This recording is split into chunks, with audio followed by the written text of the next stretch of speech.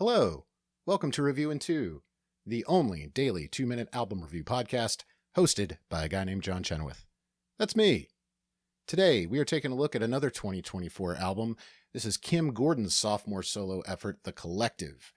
And I knew Kim Gordon from Sonic Youth. I had heard the single Bye Bye off this record last year. Never really sat down and listened to the full album. Honestly, one of the more fascinating records I've heard in a while. That's all I'll say about that for now. Kim Althea Gordon, born in Rochester, New York in 1953, she would eventually find herself in New York City in the early 80s, involved in the fashion and art scenes. She met a guy named Thurston Moore and would go on to found one of the more influential alt indie bands of the 80s and 90s, Sonic Youth.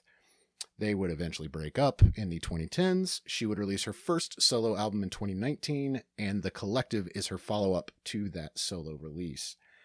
First note I have about this record, weird typed in all caps. I will call this an experimental industrial hip-hop noise record, maybe.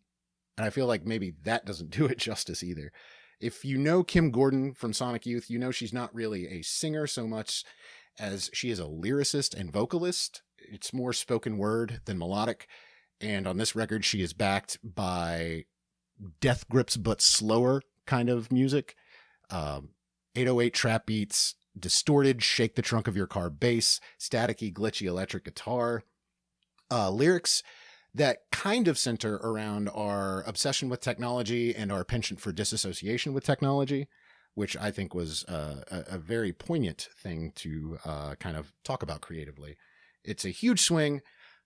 I still don't know if I like it, but standout tracks for me are Bye Bye, I'm a Man, and The Believers. I'll be back tomorrow. Don't forget, I love you.